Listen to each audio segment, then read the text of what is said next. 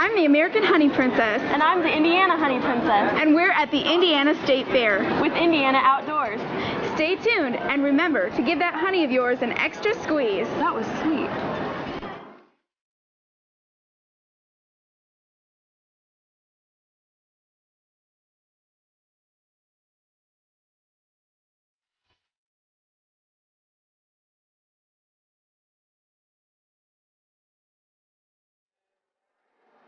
Hello and welcome to Indiana Outdoors. I'm Jill Ditmire alongside Don Van Meter, and today we are at the Indiana State Fair. Yes, Jill, as a matter of fact, we're in the horticulture building, the Marsh Horticulture building, and we're at a brand new exhibit, and this exhibit is called Ball State Backyard, and we're going to learn more about that. But Jill, you're going to take a look around this building and see what else is here. That's right. I'm going to find somebody else for us to talk to a little bit. Great. See you in a few minutes. All righty, bye-bye. Come on in, Tyler. Tyler Peterson is going to be talking with us, and he's going to be telling us about this brand new exhibit. Tyler, what do we have here? Don, basically what we've built here is an indoor plaza, indoor garden space designed and built by professors and students in the landscape architecture department. The intent was to use a lot of recycled materials within the space to just represent different aspects of Indiana that people would be familiar with. We spent the majority of June and July pre-constructing a lot of the aspects of the exhibit and have been down here at the fairgrounds for the past 2 weeks installing it into the space. So this has been a big project. It definitely has. Now, after the state fair is over, what's going to happen to all of this? I believe it's all going to come down. Some of the material that's been donated will be sent back, and the hope is to use some of the projects or some of the aspects in future projects. Well, I suspect that this has been a nice learning experience for all of you students who've been working on it. What have you learned particularly? One of the biggest things I've learned is just how to work with some of the products that we've used, just some of the different techniques that go into using them, and the challenge of installing a project like this in a space that has constraints and limits on what we can do. What would you like people who come and visit this area, what would you like for them to really recognize and to notice and perhaps take home with them? Really, I think we're just trying to show and inspire people about what landscape architects do and some of the services that we provide. I think a lot of people will recognize many of the aspects that are in here. We've got basketball goals, racing tires, hubcaps to represent an automotive aspect, some hog troughs and some hog panel to reflect an agricultural feeling. Just different materials that people might be familiar with from around the state of Indiana. Do you think that people can use this kind of things in their own home landscape? It'd be a challenge. I think a lot of the things you see in this space aren't something people normally would see, but there are different products that we've used that can be used in a residential setting. We've used some plastic lumber as part of our design, and that's becoming very popular for decks and things like that. Yes. So I think aspects like that can begin to play a role. We've got some fairly high-tech artificial turf that people will begin to see in college football stadiums and begin to recognize in projects. So I think those are some of the aspects that could be taken into consideration for someone's own backyard. Well, it's a very attractive arrangement that you have here, and I'm just sure that people will enjoy it when they come down here and see it. We hope so. Congratulations on a good job. Thank you very much, Don.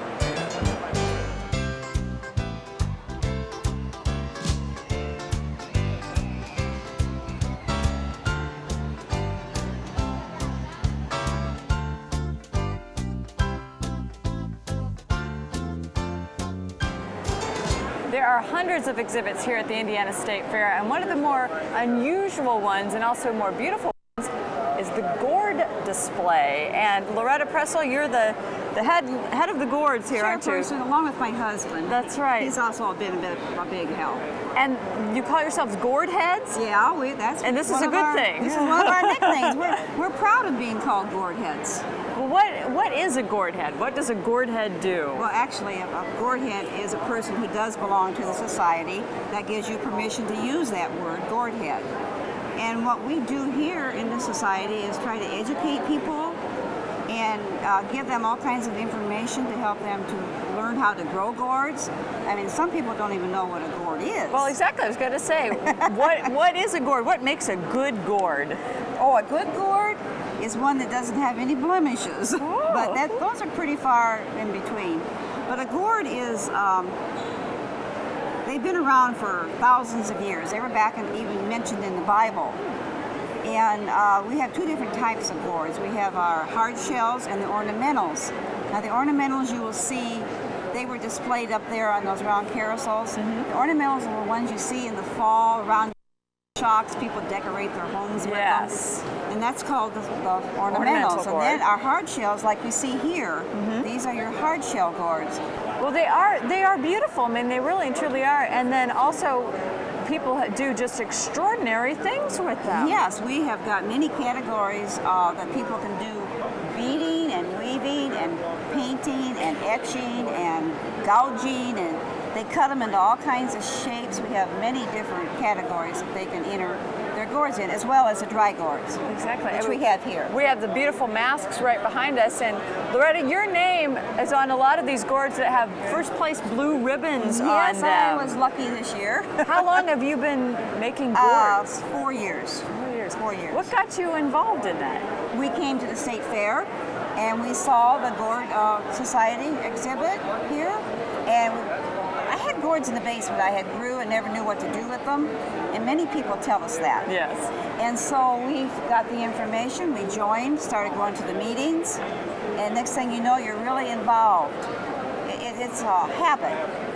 But imagine a nice group of people, though. Oh, it's just a wonderful group of people, and everybody is always so helpful.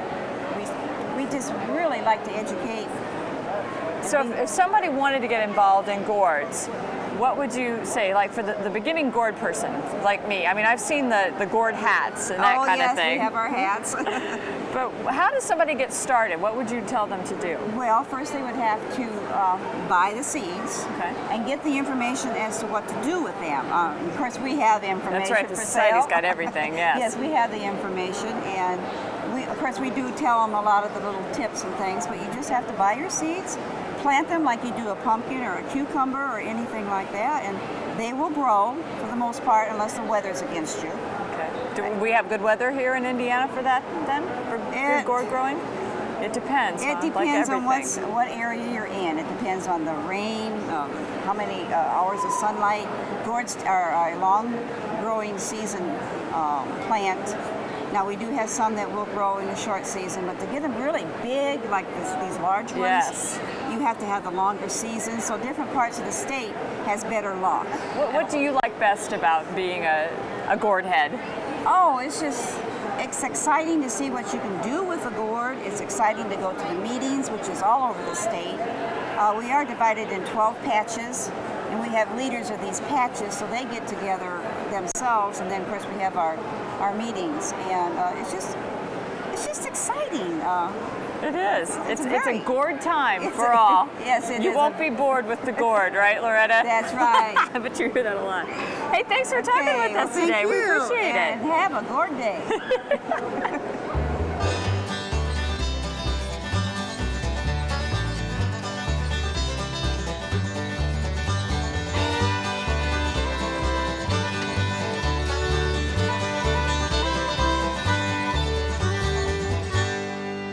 We're outside the Marsh Agriculture and Horticulture Building with David Barrington, who is president of the Indiana Beekeepers Association. David, every year you bring bees here. Yes, we bring bees to the Indiana State Fair for a demonstration to show people what's inside a beehive, so they can actually see the queen, they can see the brood, they can see the honey, that we can explain to them how honey is produced from nectar. It's something that we do every year right here in front of the Marsh Ag Hort building, and the people really enjoy it. What all do? You go in there with the bees? Yes, I go right inside with the bees. I usually take a youngster with me. This year, my grandson's assisting me for about 4 or 5 days, and he's going to be in there every day. He's 10 years old. Been helping me since he was 6 years old. Is that right? And he's really involved with beekeeping. He likes bees, he loves them. He loves bees. So tell me what you do inside there. Once we get inside, we'll disassemble that hive. We'll take the lid off of it, and we show people how bees make honey from nectar. We show them what's down inside the brood chamber. We show them a queen bee. We show them the drones, the young brood. I explain to them how long it takes for bees to develop, their life expectancy. We just go through a whole demonstration here for about 20 minutes to a half an hour and just take them right through, completely through a beehive. Well, tell me something about the value of bees. It's really hard to put a parameter around it, but it's estimated that in the state of Indiana, that bees bring in over $60 million of added value to the agricultural crops, just through pollination, to the agricultural crops here in the state of Indiana. You told me that there are some individuals in the state that that's quite a bit of their beekeeping business is pollination. Yes, we have about 6 people in the state of Indiana that make a living from just being beekeepers full time. The rest of the beekeepers in Indiana are sideline beekeepers and then hobbyist beekeepers. But a couple of them, 3 of them in particular, are just full-time pollinators. They travel the state of Indiana, they travel out of state to Michigan, and they haul 600 to 800 to 1,000 beehives all around, renting them for pollination. Why don't you tell us a little bit about why pollination is so important? Well, anytime you walk into a grocery store or a fruit market, if you look around, a full 40% of the fruits and vegetables that you see would not be there if it wasn't for the pollinating insects. And bees are the main source for pollinating insects. Plus, a good pollination will make fruit firm. It'll make fruit nice and round. It makes it complete. If you ever seen a lopsided apple, that's because it wasn't completely fully pollinated by an insect. It was pollinated by the wind or by Mother Nature. But the good solid fruits are all pollinated by insects. Well, I think that's a good reason for you to be here at the State Fair, to help people understand the value of bees and how important they are to the economy here in the state. Right. That's our main purpose, is to educate the public. That's why we're here. We've been here for the past, this is our 4th year being at the Indiana State Fair with the Indiana Beekeepers Association, and we're doing our best to bring the public's knowledge of beekeeping to the forefront so that they know when they see a bee out here on a flower not to be afraid of it, and to know that it's an agricultural commodity just like corn and soybeans. Exactly. Also, there are other products besides honey that we get from bees and from pollination benefits. What are some of those products? There's a lot of different products that we do get from bees. A beehive is virtually a medicine cabinet. The products inside that beehive can be used for all sorts of things, such as toothpaste. Propolis can be used for toothpaste. Can be used for making salves, ointments, furniture polish. Beeswax is used for candles. It's used by dentists. It's used by doctors. It's used in the medical field very heavily. It's a great furniture polish. It's one of the best furniture polishes that can be made from any substances from beeswax. There's bee pollen itself, pollen that they collect from the flowers and bring back. It's a fabulous health food for humans. A teaspoon a day is all the human body needs. It's just a fabulous health food. They're just So we couldn't get along without bees, could we? Not very well. Well, thanks very much for visiting with us, and thanks for having this demonstration and the things that you do here to help people better understand the role of bees in our society. You're welcome. We appreciate it, and we're more than happy to be here.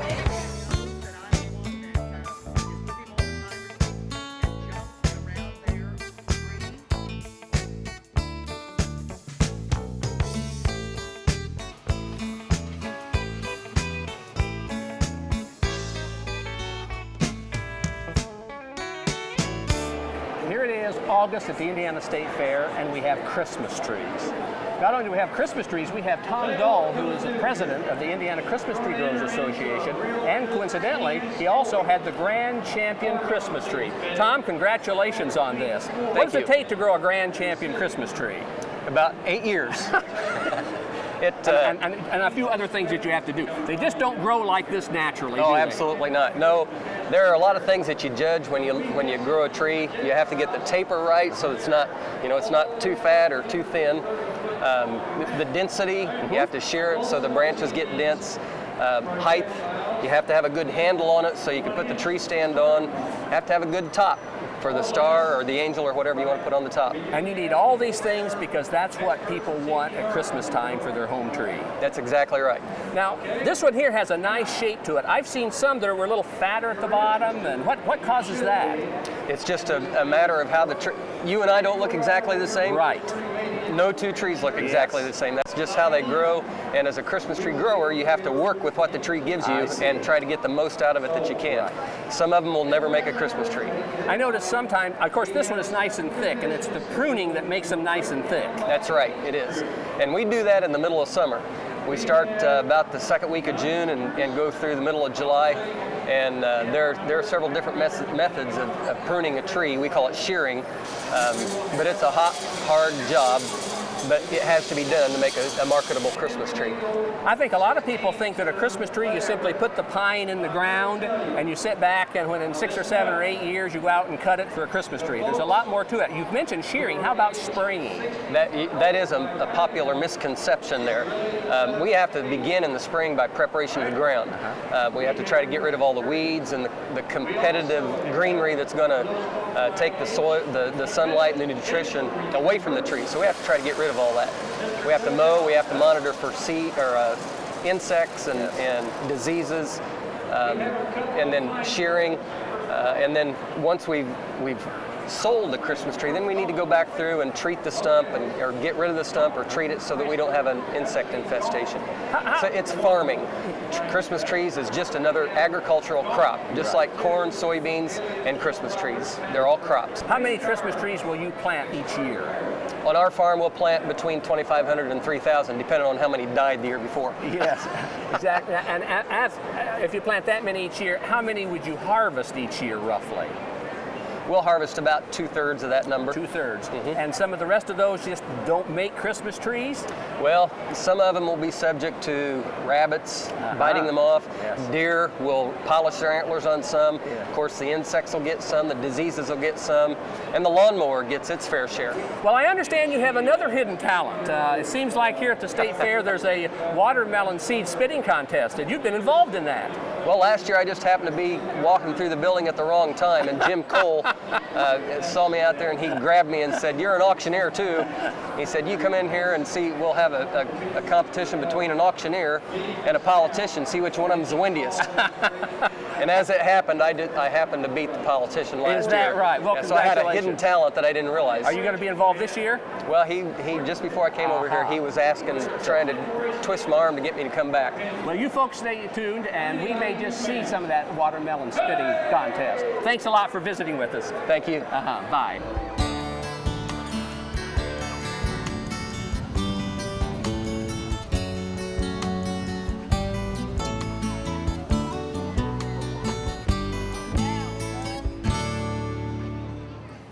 Beautiful day at the State Fair, so we had to step outside of the Marsh building with Jim Cole. You're in charge of this building. I have the Marsh Ag Hort Ag Hort department. So. Wow, it's a big building, it's a new building, and you've got a lot of great exhibits going on in there. We do for a fact. And how do you decide what all goes into that building for the pretty fair? much tradition. Actually, the 4-H, of course, they have their Ag Hort projects displayed here. They're judged here. And then the tradition has been the open side of it, where all the Ag Hort open exhibits come in. Everything from hay to corn and green beans, tomatoes, onions, whatever. Yeah, it's a very colorful looking building. I mean, that's the other thing too. And now this year with the new backyard from Ball State, what a great addition that is. The partnership with Ball State's been remarkably accepted with our guests here. We're tickled to death to have Ball State on board. Now, when folks come to the fair, they just think, oh, I'm sure they set everything up last night and here we are. It's not like that, is it, Jim? No. The Ball State kids came in 3 weeks ago and started working on that project. So it's been a long drawn out deal, and enjoyed every minute of course. And for you, I mean, it's really kind of a year-round job, this building, isn't it? We start planning next year's fair last year. Wow. So, really do. What do you enjoy about being in charge The of this people. building? Yeah, I mean, that sounds like a cliche, but it really is the people. The guests that come to the fair just make it for us, all of us. And of course, you may have heard the voice as well, because you are the official announcer of the watermelon seed spitting contest. Yeah, this is where people find out I do not have a serious bone in my body. How Well, could there you again, with that just kind of evolved. It has. I mean, there was some pretty intense competition There's going on there. In fact, it went international just today. A few minutes That's ago, right. our winner in the age 20 to older group today was from France. So it has truly become an international sport. What does that say about us, about people, do you think? They just enjoy good, clean fun. That's good, clean sport, depending on where you stand or sit. And of course, it wouldn't be the state fair without the tractor pull. We have the soy biodiesel. Wave at the folks. Hi, everybody. Hi. You having a good day at the fair? Having fun? Having fun? That's what it's all. You asked me why I like it. There it is.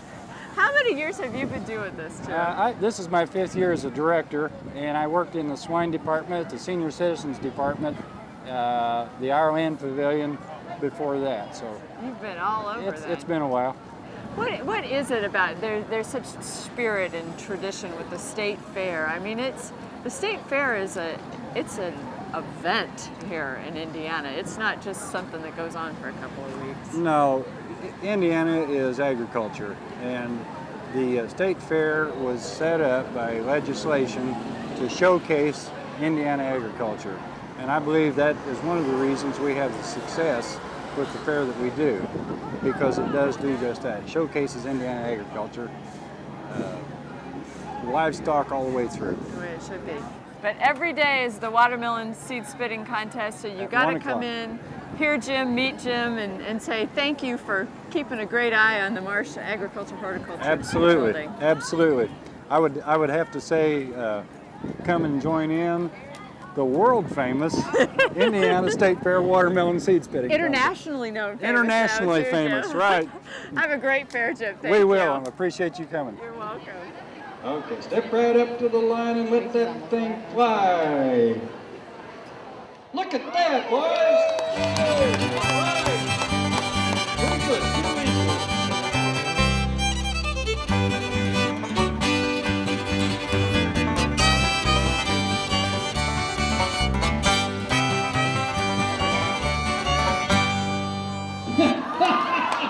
While I was walking around the building, I ran into an old friend, none less than Dick Crum, one of the directors of the Indiana State Fair. Hi, Dick. It's good to see you again. Hey, it's always a pleasure, and you know, I think the last time we were together, we were rambling around through Bradford Woods. I think that's right. That's been several years ago. That was the flea and tick season. That's right. Well, as State Fair director, what do you think are some of the important things that go on at the Indiana State Fair? Well, of course, the State Fair is made up of people, and the people come from throughout the state of Indiana, and so as far as agriculture is concerned, all aspects of agriculture.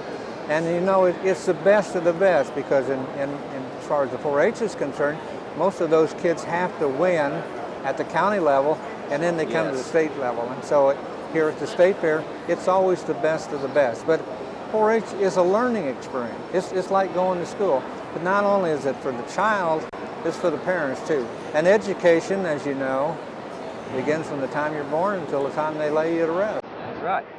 Certainly the 4-H has been an integral part of the State Fair ever since, well, for many, many years at least. And I've noticed that the State Fair gives the students an opportunity, the 4-H members an opportunity to do their best. And then they get rewarded for doing their best. You know, and the phenomenal thing is some of the trips that these kids get to take to Washington, D.C. and various places is a tremendous learning experience. And the State Fair is an important part of that whole absolutely, experience. Absolutely. They encourage that, yeah. How many people come to the State Fair on a typical year? Last year, well, in 2003, we set an attendance record of like 800 some thousand. And this past year, with the weather the way it was, we probably set a new record. We're going to say we did. Why not? And of course, I'm in charge of the weather. Of course, yeah, when it's good. There you go. Tell us a little bit about the various kind of things that a person could see at the state fair if they would be coming, say, for the first time. What do you think would be most important for them to see? Okay, here's what happened to our population. You know, we're no longer an agrarian population, so most of us live in urban, suburban areas, and so the first thing that people think about are the animals. And the bigger the animal, the better it is. So in other words, it's a big pig, it's a big cow, and a lot of times they'll have a litter of pigs, and here they are in the nursery, and you can touch these animals, you know. And so I think animals are a big part of it, and you have to watch where you step. but it is a fun thing. And then, of course, there's fruits and vegetables and our land pavilion, and there's something for it's definitely a family situation. It's a family orientated. Dick, we really appreciate you stopping by and good to see you. About the you state look fair. great. Thank you very much. Okay. Well, that about wraps up our show for today. We've had a great time at the Indiana State Fair. Jill, what's been your favorite thing here at the fair? Oh, it has to be the food at the state fair. It's great stuff. And somebody told me they had deep fried Oreos. Oh, boy. Think we ought to try those? What the heck? Let's All go right. see. See you folks next time. Bye-bye. Bye.